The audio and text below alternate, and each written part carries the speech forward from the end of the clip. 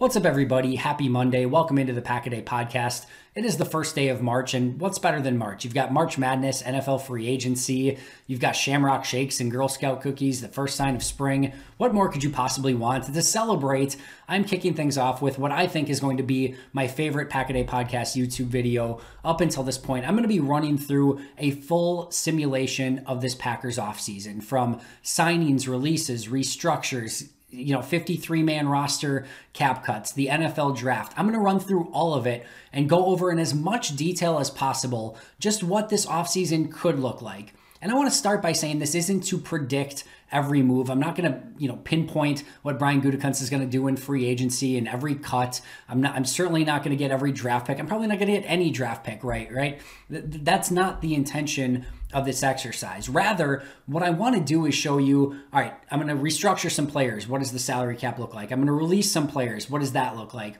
I'm going to sign a couple players. Can Green Bay bring in a big ticket free agent? Can they bring in a lower tier free agent? Can they bring back a Mercedes Lewis? Like, what does that look like? And then how does the draft fit in? Can they, how does, not only drafting, but signing those draft picks affect the salary cap? And then when you make those those cuts to the 53-man roster, how does the cap look after that? I want to go through this entire exercise step by step to show you exactly how kind of a GM is walking through this and making these very, very important decisions, and just what Green Bay may have the capability of doing this offseason, specifically if they want to get a little bit more aggressive. The last thing I want to mention here is I've taken a painstaking amount of time to kind of go through and put all these numbers together. The majority of all of the contracts are available on Over the Cap and Sport Track. So you can look at those there, and all of the numbers are entered correctly in that regards. I've used some of the numbers from Ken Ingalls on Twitter, who does a phenomenal job with the cap as well. Just some of the dead cap hits and things like that he's done such a great job of putting together. For Davante Adams' contract, I used Over the Cap via Bill Huber, who just did an article on it for Sports Illustrated. So I'm taking all of this from a variety of different places. I want to make sure to give all of those spots credit. But then, the last thing I want to mention here is, as we get to the end, some of like the future cap hits, 22, 23, and some of those dead caps that carry over, and some of the rookie draft picks, like we don't exactly know the rookie scale. Same thing for some of the exclusive rights free agents. There's a couple different tiers that they could possibly be in. It's not 1,000,000% perfect, but it is like 99.98% perfect when it comes to the numbers and everything. So you can trust the math on this. You can trust where, the sources that I got this from. Is it 100% perfect? No, but it's literally as close as you're going to get. And again, I'm trying to make this as realistic a simulation as possible with things that Green Bay could do this offseason legitimately and still stay under the salary cap. So let's have some fun with this. I hope like hell you enjoy it. I know I enjoyed the hell out of putting it together. So without further ado, here is the simulation. All right, so let's kick things off right away and look at what the roster looks like right now. So what you are looking at on this spreadsheet is Green Bay's roster as is, with a few additions. I've added every exclusive rights free agent as well as Bobby Tonyan onto this list. I think Bobby Tonyan is one of Green Bay's easier decisions this upcoming offseason. I'm going to put a second round tender on him, and every exclusive rights free agent is basically a no-brainer. You get them back on a 1-year, basically vet minimum deal with no money guaranteed. So if you like them at all, you're bringing them back. If you want to cut them, you do it during 53-man roster cutdowns. So Lazard, Malik Taylor, Robert Tonyan, Yash Nijman, Randy Ramsey, and Kabian Ento are all back. So with the state of things as they are right now, after the Christian Kirksey release, after the Rick Wagner release, the David Bakhtiari restructure, we're going to take a look at the total cap. So I'm going to assume here that the cap hits around $183 million. We've got some rollover and adjustments. We've got some dead money up until this point. That brings our total cap number, after all that's taken into consideration, at about $182 million. We're looking at right now the top 51 players at about $195 million. We're not going to consider the roster flexibility needed. We're not going to consider the practice squad yet. And again, right now we're only looking at this 51-man roster, right? We're not needing to be at 53 yet. That puts us at about $12.2 million above the salary cap. So we are over cap. We still have some serious work to do. So let's get to some cuts and restructures. With Aaron Rodgers, I know there's been some talk of extensions. I'm not going to extend Aaron Rodgers. I'm not ready to do that quite yet. What I'm going to do instead is I'm going to take a big chunk of his base salary and his roster bonus, and I'm going to turn that into a signing bonus, and that's going to get me down to about $23.4 million on cap this year. As you can see, the next couple years, it goes up much higher from there. Davante Adams, we are going to give a brand new contract. Again, kudos to Over the Cap and Bill Huber for putting this together. I wasn't going to, repeat it, so I just basically took their numbers on what they think Davante Adams' cap is, extension could look like. $11.1 million. I released Devin Funchess, of course, put his dead cap towards the dead cap amount. Dean Lowry released. Za'Darius Smith, I didn't do a full restructure either. What I basically did is I took $6 million of base salary and I turned it into signing bonus, which ultimately equates to $3 million less in salary this year and $3 million more in salary next year. I think with the cap going up, you don't mind moving those around quite so much. And I think ultimately that can help Green Bay out this year. Preston Smith released, Oren Burks released, and then Adrian Amos, I did the same thing that I did with Za'Darius Smith to Amos and converting $5.8 million of base salary and roster bonus into a signing bonus, which is going to save me $2.9 million this year and cost me $2.9 million more next year. Basically, I am putting more cap into next year with Amos and Za'Darius, still thinking that they may be worth it with the cap going up next year, but I can push that decision out a year later. There's no downside in doing this for Za'Darius or Adrian because they get more money up front, and for their agent, it makes it more likely that Amos and Za'Darius stay on their current contract, which is a good thing for both of those players. So now where are we at? So we've got way more dead money than we had before because of some of the releases that we made, $17 million in dead cap, but we now have a brand spanking new $22.454 million to work with this offseason after those releases and a couple of restructures. So that's, again, still only 51-man roster. I didn't put that on there, but 51-man roster. We didn't go over the cap flexibility or the practice squad yet. We're still looking at just where we're at with 51 players and how much money we have to spend. So we're at $22.4 million. So the next step is now we're going to take a look at some restricted free agents and what Green Bay needs to do. I'm going to bring Tim Boyle back on a right of first refusal deal at $2.1 million. More on that in just a moment. I'm going to bring Tyler Lancaster back. I'm not going to bring him back on the restricted free agent deal, but I'm going to offer him $1.3 million with a little bit of a signing bonus. I think that works for Tyler Lancaster. Maybe he needs a little bit more. Maybe he says no, but I think that's a fair offer in this economy for Tyler Lancaster. I'm going to give Chandon Sullivan and Raven Green two really interesting deals here. So again, if you're signing them to a restricted free agent tender, it's a 1-year, $2 million deal, which I think both of them may be close to, but I don't love that if I'm Green Bay. So what I'm going to do is I'm going to go to their agent ahead of time and I'm going to say, listen, if I sign you to a restricted free agent deal, you're probably not getting an offer for another team in this offseason.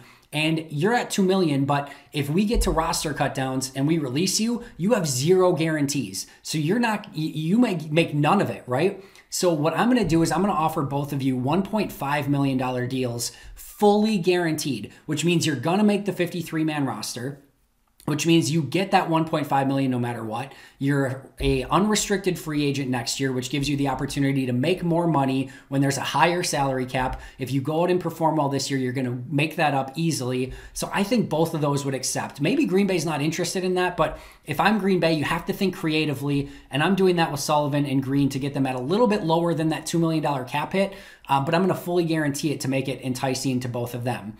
I am not going to bring back Will Redmond or Perry Nickerson. I'm going to let them both hit the unrestricted free agent market, and we now have a new cap space of $18.6 million. All right, now comes the first fun part.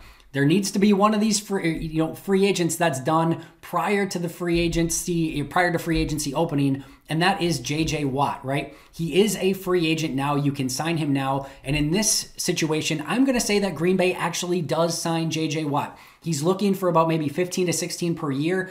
This is what equates to a 2-year, $31 million deal. Basically as much guaranteed as you need to do to get this job done. but it really, covers you for 3 seasons so that you're only paying $6 million this year. So you're paying $6 million this year for him to play, $15 million next year for him to play, and then you're paying him $10 million in 2023 when he's not on the team. It hurts you later, but right now it gets you J.J. Watt on $6 million deal for this season. It gets J.J. Watt $15.5 million per year for 2 years, makes him a free agent after that with still an opportunity to make more money. It gives him an opportunity at a Super Bowl with a Super Bowl contending team with Aaron Rodgers at quarterback. He's got the money, he's got the quarterback, he's got the ring opportunity. It's in Wisconsin. It's everything he wants. I don't think J.J. Watt says no to that contract offer. So that is my next step on here. And where are we at? Oh, by the way, we still have $13.4 million in cap space with our top 51 roster as things are right now. So we've still got space to work with. All right, next step. We're going to make some trades. I'm actually going to trade Tim Boyle. I know I just re-signed him and you know how much this kills me, but I'm going to actually trade him, right? $2 million deal for a backup quarterback who has potential. If you read McGinn's article when they drafted Love, there were scouts around the league that really liked Tim Boyle. I think you can at least get a conditional 7th round pick for him, maybe to like the Dallas Cowboys, who he has familiarity with Mike McCarthy, who need a backup quarterback. I'm going to make sure that I get at least something in return for Tim Boyle, and that $2 million contract just falls off. All right, I'm also going to make a change of scenery trade. I'm going to trade away Josh Jackson for Nathan Shepard. 2nd round pick a few years ago in Josh Jackson for a 3rd round pick a few years ago in Nathan Shepard. Neither player has panned out up until this point. Both need a change of scenery. I'm going to give Nathan Shepard an opportunity to make a name for himself on this defensive line in Green Bay. And I think it's time to say goodbye to Josh Jackson and give some other corners an opportunity. Doesn't move the needle that much. I've got about $15.2 million left in space. Now it's time to sign some free agents, including some of Green Bay's own free agents. Tyler Ervin, I'm going to sign him basically to a vet minimum deal. Mercedes Lewis, we basically know what his contract's going to be because he's had almost the exact same contract for the past 3 seasons. 1 year, $2.3 million deal. I'm going to bring Lane Taylor and Montravius Adams back. They both have interesting situations with their contract where you can sign them up to, I think it's like $2+ million, but they only count $990,000 against the cap. To me, for both of those players, those are no-brainer decisions where you can, actually add money onto that for a little bit more, but you only have to count $990,000 against the cap. So Lane Taylor, Montravius Adams, both back, and then I'm going to go out and sign Troy Hill. Rams defense, last season, he's played some of the best football of his career over the last couple seasons in LA. Obviously, he's familiar with Joe Barry. And the thing that I love about signing him here before the draft is he can be a slot corner or he can be an outside corner. So if worst case scenario, you don't get a corner in the draft, you can still go Jair Alexander, Troy Hill, Chandon Sullivan, and you're arguably probably at least the same or if not better than you were a season ago. But if you get a top corner in the draft and they're an outside player, you can move Troy Hill inside. Or if you get a top tier corner in the draft and they're a slot player, you can move Troy Hill outside. So he has that versatility and you can still upgrade the cornerback position in the draft if need be, if that opportunity presents itself. And you just get a really nice player at cornerback that I think makes a ton of sense here that's not going to break the bank. Spotrac has his contract at about 2 years, $12.5 million, I want to say. I did a 2-year 14 just to make sure I'm on the safe side here. $5 million this year, $9 million next year. Green Bay would have a decision on him next year as to whether or not they wanted to keep him or not. I've got about $9 million left in cap space after making those moves, bringing a few guys back, as well as signing Troy Hill. All right, let's take a look at the draft. And again, I don't want you to look at the names here. I'm frankly being transparent. I don't know enough about the draft at this point to say if these are even good selections or not. A couple of them I know, the majority of them I do not. So I do not care about the names here. This is to go through a simulation to see how everything fits within the salary cap structure and some things that Green Bay could do. So first of all, Jalen Mayfield's not from Alabama. Pro Football Network, you need to update that. But Jalen Mayfield, which is like a classic Packers pick. It's like the Rashawn Gary of offensive linemen. Kelvin Joseph, same thing. High-end prospect at cornerback who has every single skill that you need. He's still very raw. He needs some time probably to develop, which I know isn't ideal, but I think he could actually come in and compete right away with where Green Bay's at with their defensive back room. They get De'Ami Brown in the 3rd round, Trill Williams, a couple running backs in Jarrett Patterson and Jamar Jefferson, Jamin Davis from Kentucky, LeBrian Ray, Tommy Doyle, and then Matt Bushman rounds out the draft. So that's where I went in simulating this one time on Pro Football Network's mock draft simulator. So we add all of those contracts in. You get a couple running backs. Again, Bushman at tight end, Mayfield at tackle, Doyle at tackle, LeBron Ray at defensive line, Jamin Davis at linebacker, Joseph and Trill Williams at cornerback. And you're now at $7.5 million still in cap space with the top 51 players. All right, but we did not get a edge rusher. So look who's still on the free agent market. Is it ideal? No, it is not. But you get Kyler Fackrell back at about $1.25 million for a one-year deal. And remember that J.J. Watt can play on the outside as well. So you still have Zadarius Smith, Rashawn Gary, J.J. Watt who can play out there. Now you have Kyler Fackrell as that like number 4 guy. Most importantly, you need an outside linebacker who can go back in coverage. Preston Smith did a lot of that, some ups and downs there. Kyler Fackrell was good at that in Green Bay when he was here. I think he can fill that role as a player who can drop into coverage, still rush the passer, set the edge a little bit. Ideal? No, but everything's not ideal when you're going through and when you have a tight salary cap. So that was my only roster fill there. All right, let's now get to the end of training camp. Green Bay's ready to make some roster cuts. We're going to release a few running backs, including Patrick Taylor and Dexter Williams. Malik Taylor doesn't make the cut. Matt Bushman, who we just drafted, doesn't make the cut. Neither does John Lovett. Jake Hansen, Yash Nijman end their runs in Green Bay. Maybe both get brought back to the practice squad. Tyler Lancaster actually doesn't make it. LeBron Ray, Adams, and Shepard beat him out. Wellington Prevalon, Delonte Scott, Anthony Rush all released. Ramsey released. Tipa released. Dejon Harris and Wilborn released. Ento, Samuels, and Russell. Innis Gaines. J.K. Scott, maybe the interesting one here, gets cut, and then as does J.J. Molson. This actually brings us to 54 players, but remember that we have David Bakhtiari, who's going to be on the PUP list to start the season, so you have 53 with Bakhtiari on the PUP list.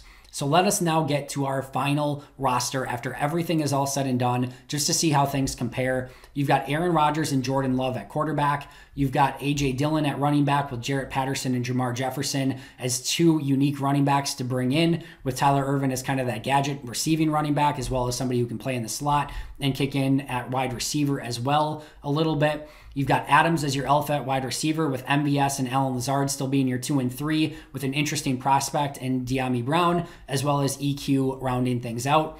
You've got Tunyon, Mercedes Lewis, DeGuara, Sternberger, and Daphne for a ton of depth at your tight end and H-back positions. Billy Turner probably starts the season at left tackle until Bakhtiari is back, Lane Taylor at left guard, Jenkins at center, Patrick at right guard, and then Jalen Mayfield at right tackle. You've got some okay depth with John Runyon Jr. here, and certainly much better depth once David Bakhtiari comes back. Bakhtiari at left tackle probably at that point, Lane Taylor at left guard, Jenkins at center, and then either Patrick at right guard with Billy Turner at right tackle, or if Mayfield's playing well, then Turner at right guard and Mayfield at right tackle. A couple different options that you could potentially go with there. On the defensive line, Kenny Clark, J.J. Watt, Kingsley Keke, Nathan Shepard, Montravius Adams, and LeBron Ray. At edge rusher, you've got Zadarius, Rashawn Gary, Kyler Fackrell, and Jonathan Garvin. Linebacker, a little bit weak here. Green Bay probably would need to add maybe a veteran player to round this out, but Chris Barnes, Kamal Martin, Ty Summers, and Jamin Davis.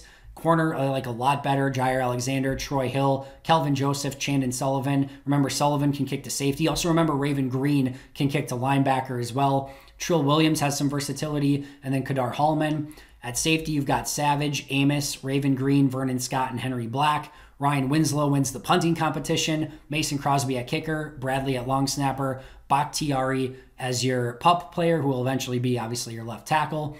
And where does that bring us? That brings us to a current cap number of $162 million. With when you take everything into consideration, they had almost $169 million left almost. Add in the practice squad, that leaves Green Bay with about $3.6 million in cap space to be able to sign players throughout the season and make moves if need be. If you have to put players on IR and add more players, it gives you a little bit of wiggle room, which every team needs. They're not going to have a ton of carryover cap, but it at least gives them some wiggle room to work things out through the course of the season. So that does it for this simulation. Certainly a much different team, a team that's not perfect and needs maybe a little bit more fine tuning, but you got to love the defensive line, the improvement at corner. This isn't a team that values inside linebacker all that much. The wide receivers, basically the offense is the same with a slight hit at running back. And when you get David Bakhtiari back on the offensive line, it should be still functioning at a very high level as it was through the majority of last season. So this gives Green Bay a ton of opportunity. The one watch out here, you look at their 22 cap with what they have right now. This would put Green Bay at about $218 million in 2022 with only 34 players on the roster. Of course, you need to get that to 53, adding about 19 more players, and you need to get that down probably around $200 million at least going into next season. So Green Bay would have some heavy lifting to do with some more, salary negotiations, releasing some players in 2022, but it's not catastrophic either. There's ways around that. Again, borrowing from the future in 23 and 24 to help for now as you start closing out this Aaron Rodgers window. I hope this was enjoyable for you. I know I had a ton of fun with it. That's going to do it for me. Make sure to check out Perry Goldstein and myself on today's audio version of the Pack-A-Day podcast. Make sure to subscribe here if you have not already. I greatly appreciate you tuning in. But until next time, and as always, go Pack Go.